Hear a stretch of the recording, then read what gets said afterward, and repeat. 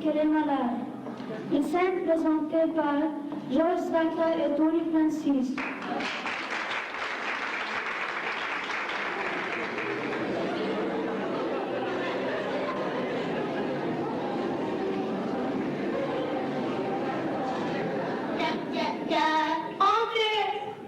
Bonjour, docteur Schnapp. Comment ça va? Ça va bien, comment allez-vous? Bien, mais j'ai de la fatigue. Parfois ici, parfois là, parfois là.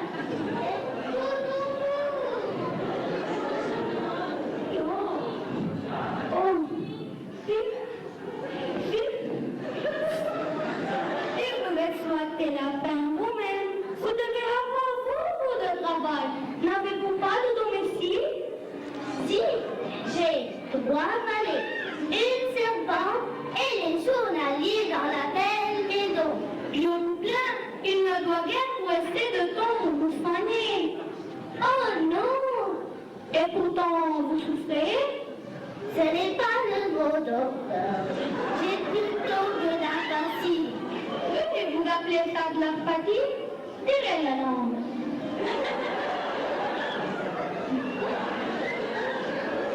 Vous ne devez pas avoir beaucoup d'appétit. Non, Vous êtes enrhumé? oui, assez. Baissez la tête. Respirez. Toussez. N'êtes-vous jamais tombé d'une échelle étantie? Une échelle? Il dit d'une échelle étant petite. Quand j'étais petite, trouver une échelle.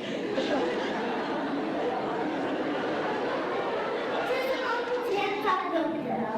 N'avez-vous jamais senti mal ici, le soir en vous couchant, une espèce de courbature? Si, parfois. Et après le grand ménage. Vous vous rendez compte de votre état? Oh non, Tant mieux, vous avez envie de guérir ou vous n'avez pas envie? j'ai envie, docteur, et le plus tôt possible.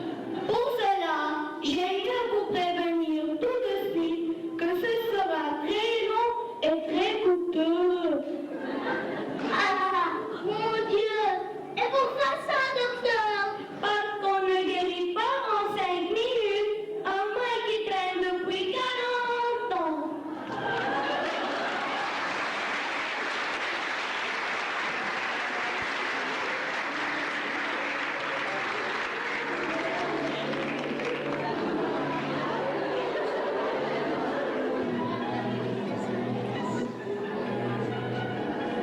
Le célèbre conte Le Chaperon Rouge, tout le monde le connaît.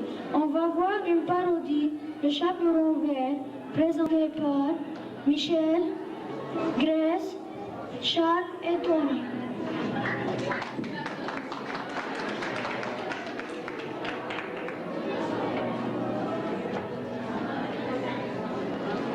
Nous habitons la maison où logeait autrefois le célèbre petit chaperon rouge qui fut mangé par le loup. Étrange coïncidence, notre ravissante petite fille qui porte avec tant de grâce un petit chapeau vert et qu'on l'appelle partout le petit chaperon vert. Coïncidence plus extraordinaire encore que la mère grande de notre petite fille demeure au village voisin et pour aller chez elle, il faut traverser la forêt prochaine.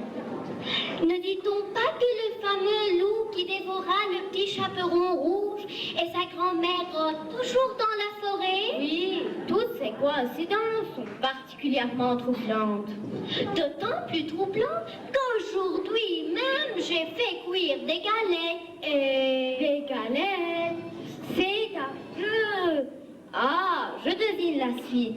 Tu vas envoyer notre petite fille, le petit chaperon vert, porter à sa mère grand une galette. Oui, une galette et un petit pot de beurre. Un petit pot de beurre. C'est horrible. Ce sont là d'extraordinaires et tragiques coïncidences. Mais, chut, voici le petit chaperon vert qui revient de l'école.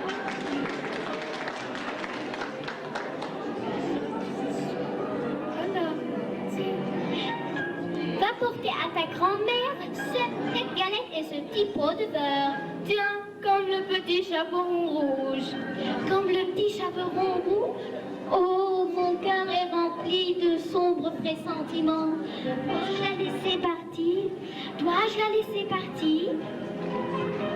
Ne craignez rien, chers parents. Le petit chaperon serait plus rusé que le petit chaperon rouge. Si, par hasard, je trouve le loup dans le lit de ma mère grand, il ne pourra pas me dévorer. J'ai une idée.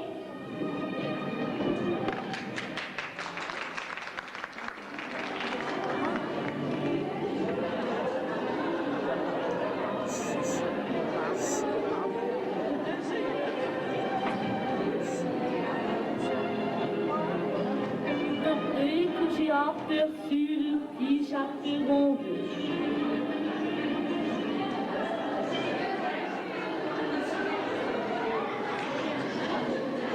Dès que j'ai aperçu le petit chaperon rouge se diriger vers la maison de sa mère grand,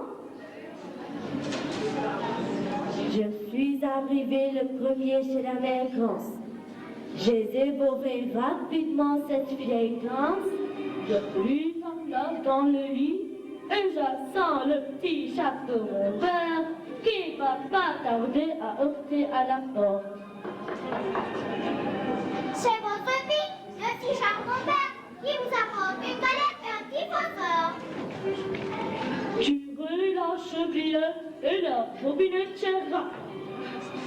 Mais la galette et le petit pot de beurre sous la russe et vient te coucher auprès de moi.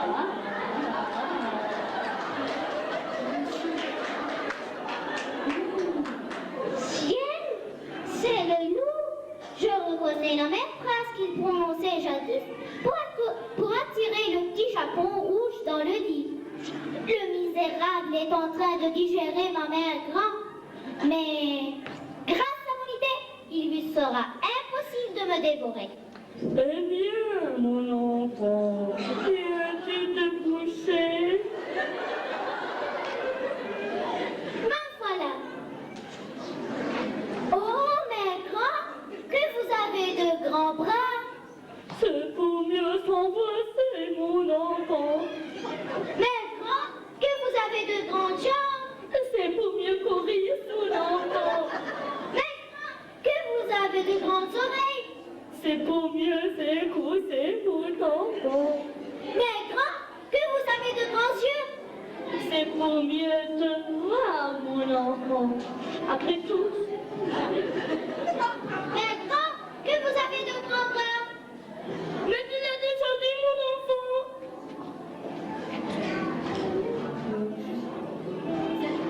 Mère grand, que vous avez de grandes jambes. Mais tu répètes les mêmes choses. Voyons, il y a autre chose à demander. Mais Par exemple, mère grand, que vous avez de de grandes oreilles. mais non, de grands